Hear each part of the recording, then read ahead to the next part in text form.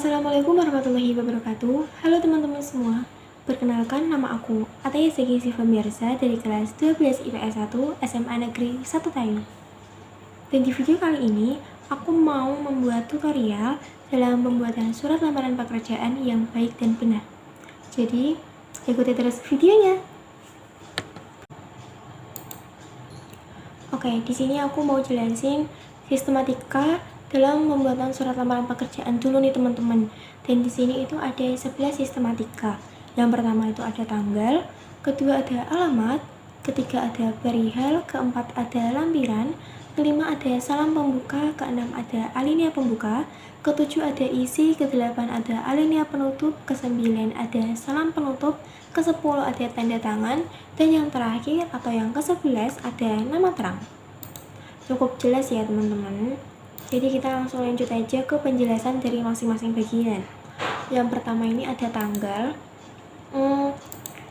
Susunan penanggalan dalam surat lamaran pekerjaan itu sendiri ada kota, tanggal, bulan, dan tahun.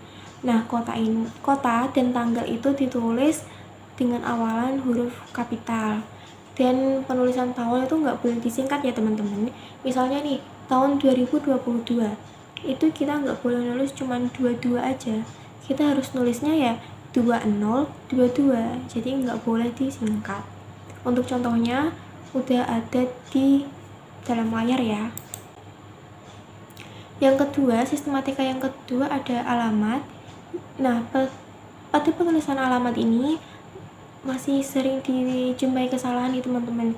Biasanya itu kesalahannya teman-teman ini menulisnya itu kepada yang terhormat. Nah, yang betul, yang benar itu penulisannya cuma yang terhormat aja dan diawali dengan huruf kapital. Penulisan alamat ini terdiri dari jabatan, nama lembaga, lokasi, dan kota. Oke, untuk contohnya udah ada di layar ya teman-teman. Untuk sistematika yang ketiga, ini ada perihal, dan penulisan perihal ini terdiri dari perihal, terus titik 2, kata lamaran diawali dengan huruf kapital, dan kata pekerjaan diawali dengan huruf kapital pula. Untuk contohnya udah tertera di layar. Nah, untuk yang keempat ada lampiran. Dalam penulisan lampiran ini terdiri dari lampiran, titik 2, dan angka yang ditulis dengan huruf. Maksudnya kayak misalnya satu berkas itu kalian nggak boleh nulisin dengan angka, tapi kalian tulisnya ya dengan huruf SA1 seperti itu. Jadi contohnya sudah tertera di layar. Oke. Yang kelima ada salam pembuka. Nah, salam pembuka yang digunakan ini adalah dengan hormat, karena ini kan sifatnya formal. Dan penulisan dengan hormat itu dengannya diawali dengan huruf kapital. Dan tidak lupa diakhiri dengan tanda baca koma. Oke, cukup jelas ya teman-teman. Kita langsung lanjut ke sistematika yang keenam. Oke, yang sistematika yang keenam itu ada alinea pembuka. Di dalam alinea pembuka ini terdiri dari sumber lowongan, pekerjaan yang ditawarkan, dan pekerjaan yang ditawarkan, dan pernyataan maksud dan tujuan teman-teman semua. Nah, di dalam layar sudah ada contohnya ya teman-teman, bisa dibaca. Untuk sumber lowongan itu tertulis di harian Kompas tertanggal 20 Agustus 2022. Nah, untuk pekerjaan yang ditawarkan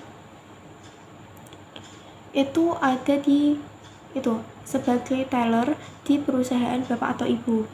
Nah, untuk maksud dan tujuan itu dengan ini saya mengajukan lamaran untuk mengisi jabatan tersebut, seperti itu, mengisi posisi tersebut, seperti itu. Udah cukup jelas ya teman-teman. Kita langsung lanjut ke sistematika yang selanjutnya. Nah, sistematika yang selanjutnya ini ada isi. Sistematika yang ketujuh ada isi. Isi surat ini terdiri dari biodata atau identitas pelamar dan dokumen-dokumen pendukung. Contohnya sudah tertera di dalam layar, itu teman-teman bisa baca. Dan untuk penulisannya itu bagian perincian menggunakan tanda baca titik koma, dan di bagian akhir perincian menggunakan tanda baca titik. Jadi jangan lupa. Dan untuk penulisan awalan seperti nama, alamat, dan pendidikan terakhir itu memang itu tidak memakai huruf kapital karena itu kalimatnya belum berakhir, karena di sebelumnya itu kita menuliskan dengan tanda baca titik koma. Jadi kita menulisnya dengan tidak menggunakan huruf kapital. Oke, cukup jelas ya.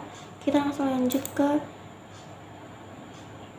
slide selanjutnya, yaitu ada dokumen-dokumen mendukung. Itu bisa ditulis seperti itu. Dan jangan lupa untuk di akhir perincian kita menulis dengan tanda baca titik koma, dan di akhir perincian, di akhir titik pol itu kita menggunakan tanda baca titik.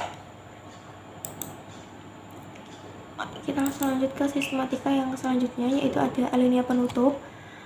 Nah, dalam alinea penutup itu kesalahan yang sering dijumpai itu penulisan atas perhatiannya. Teman-teman biasanya menggunakan kalimat atau kata itu atas perhatiannya. Nah, kata tersebut itu kurang tepat karena kata gantinya itu digunakan untuk kata ganti orang ketiga, sedangkan pihak yang kita kirimi adalah pihak kedua. Jadi kata yang lebih tepat yaitu atas perhatian bapak atau ibu.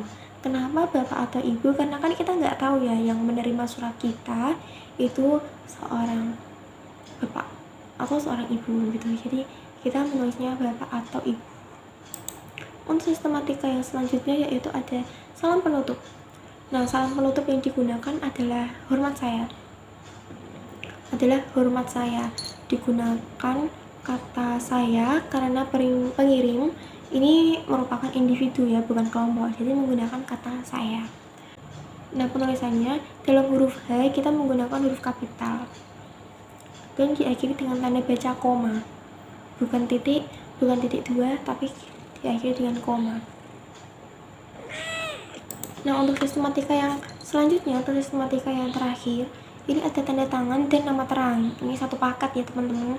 Jadi nama terang ini ditulis lengkap, dan awal dari setiap huruf nama dalam nama itu ditulis dengan huruf kapital. Nah, untuk contohnya sudah tertera di dalam layar ya teman-teman.